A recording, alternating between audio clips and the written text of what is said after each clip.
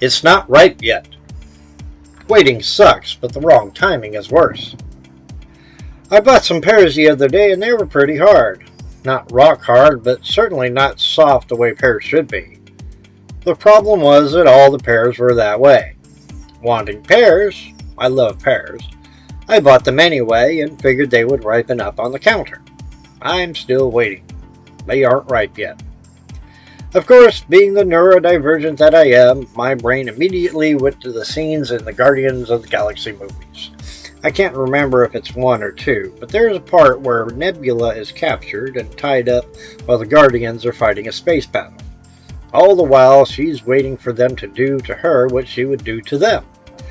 One of those things is torture.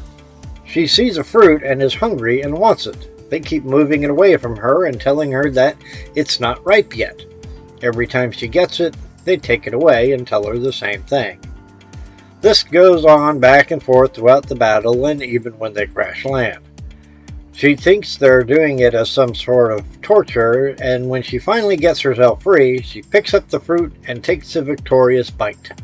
That's when she realizes that it wasn't ripe yet. We go through life the same way. We see something that we want and we do our best to get at it. Those who know better, namely God, will keep taking it away if we get our hands on it and tells us that it's not time yet, aka not ripe. It's frustrating because we don't believe him. We see it as some sort of torture, or in my case, punishment. The object of our desire is right there, within an arm's reach, and it keeps getting moved away.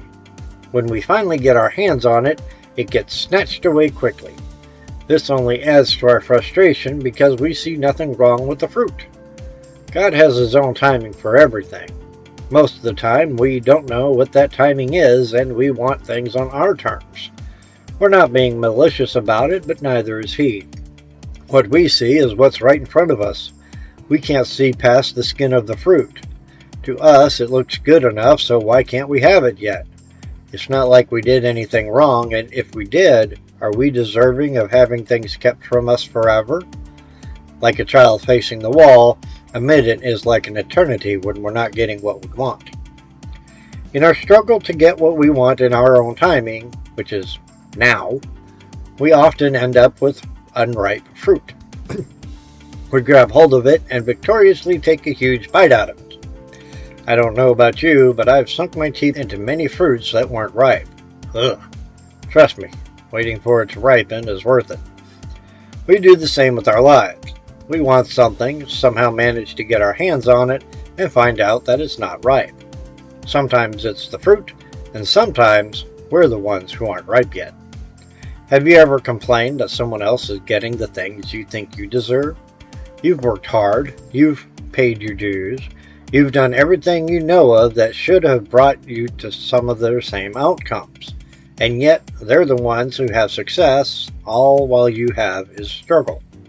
It's not fair. Besides stating that life isn't fair, we all know that, we have to look at things from a different perspective. All we see is the skin of the fruit. We don't know what kind of toil they went through or their parents went through. We don't get to see where their prosperity came from. We don't see the investments they gave. All we see is the fruit, and we want some of that good eating. Not all of us are meant to eat of the same fruits. Not all of us were meant to be successful. If we were, then what would be the measure of success? Without losing, there are no winners. Kind of sucks, doesn't it? Well, so does reaching success without being ready. Consider how many people win the lottery only to end up worse off than they were before. Or take the NBA, NFL, and other major league stars that made millions upon millions of dollars only to lose it all when their career was over. One damaged knee or shoulder and they're out of the game. They got their fruit, they enjoyed it for a while, but then they discovered that they were allergic to it. Delicious, then deadly. They end up worse off than if they never had the success to begin with. Sometimes success brings with it temptations that we aren't ready to handle. We're not ripe yet. Probably the worst part of waiting for things to ripen is not knowing when it's going to be ready. Whether it's timing, ourselves, or fruit, we have to wait for things to ripen without always knowing what that will look like. Some fruits look different while others don't seem to change. We can't always squeeze the pear to see if they're soft enough yet. We have to wait and trust others to let us know when it's time. Biting into the right fruit at the wrong time can be just as off-putting as biting into the wrong fruit. How do we know when life is ripe? I wish I had an answer for that. For some, the ripeness comes early on. For others, it seems to be nearly at the end. In many cases, there's a small window, like the blooming of some orchids, that gets missed entirely. I'm still waiting for things to ripen in the work I'm doing to bear fruit. You might be in the same situation, the eternal wait. As they say, a watched pot never boils.